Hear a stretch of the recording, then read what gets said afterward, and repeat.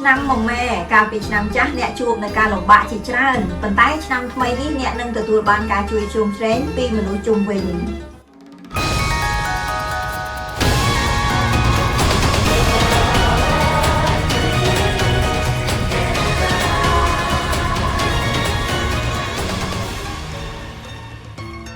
ឆ្នាំមកម៉ែនៅក្នុងឆ្នាំថ្មីនេះអ្នកមានធម៌ពលវិជ្ជមានមួយចំនួនដូចជា Grand Do Combination មានន័យថាអ្នកជាមិត្តជិតស្និទ្ធជាមួយមនុស្សសំខាន់នៅកន្លែងណាមួយព្រោះឆ្នាំមកម៉ែមានសម្ព័ន្ធភាពល្អជាមួយនឹងឆ្នាំមកមីឆ្នាំ2026នេះអ្នកមានទំនាក់ទំនងនឹងការផ្សារភ្ជាប់ជាមួយនឹងមនុស្សសំខាន់នៅក្នុងមុខរបរឬការងារអ្នកអាចទទួលបាននៅឱកាសថ្មីៗនិងទទួលបាននៅការ support ពីថ្នាក់លើទាំងការងារនិងការសម្រេចចិត្តសំខាន់មួយចំនួនទទួលបាននៅការគាំទ្រ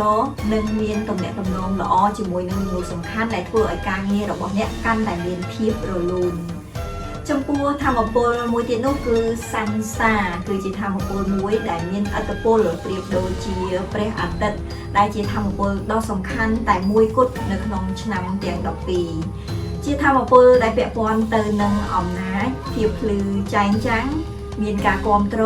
មានកេរ្តិ៍ឈ្មោះនិងទទួលបាននូវការគោរពដែលអ្នកដទៃរត់រកអ្នកដើម្បីស្នើសុំនូវការជួយជ្រោមជ្រែង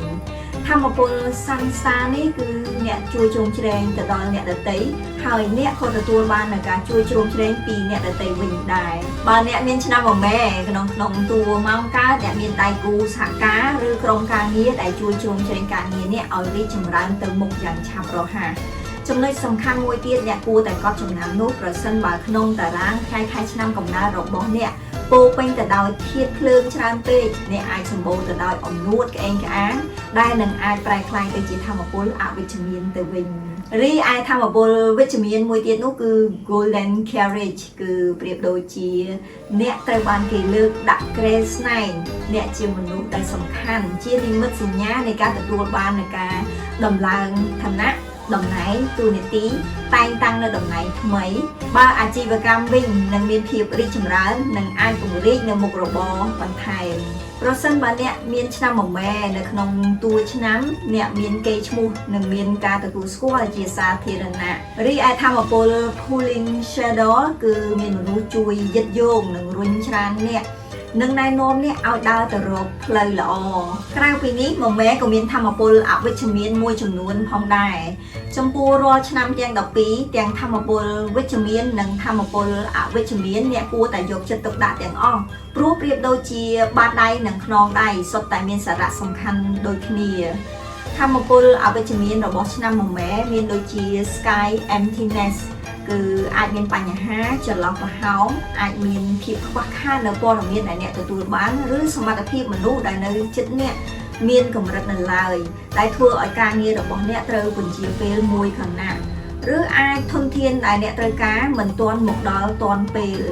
ប្រសិនបើអ្នកមានគំនិតវិជ្ជមាននៅក្នុងស្ថានភាពនេះអ្នកប្រើពេលសម្រាប់ធ្វើការត្រៀមរៀបចំការងារជំនួសនិងមានភាពអត់ធ្មត់ព្រោះអ្វីដែលអ្នកទន្ទឹងរង់ចាំនឹងមកដល់នាពេលខាងមុខប្រសិនបើអ្នកមានមកម៉ែនៅក្នុងតួខែឱកាសការងារនិងមុខរបររបស់អ្នកត្រូវបានពន្យាពេលមួយខណៈរីឯធម៌ពល Betchy វិញជាពិសេសគឺនៅពេលដែលអ្នកមានមកម៉ែនៅក្នុងតួខែអ្នកអាចមានបញ្ហាពាក់ព័ន្ធទៅនឹងសុខភាពដោយសារតែបញ្ហា stress និងភាពតានតឹងរីឯធម៌ពលអវិជ្ជមានចុងក្រោយនោះគឺ Cascading Cloud គឺពាក់ព័ន្ធទៅនឹងភាពបត់បែនការផ្លាស់ប្ដូរលឿនរហ័សពេកឱកាសអាចមកដល់រយៈពេលខ្លីដែលត្រូវការសម្រេចចិត្តប្រកបដោយភាពបត់បែនឬជាឱកាសមកកាត់មុខអ្នកនៅក្នុងរយៈពេលខ្លីតែប៉ុណ្ណោះបើអ្នកមិនអាចសម្លឹងមើលឃើញវានឹងបាត់ឱកាសនោះទៅវិញ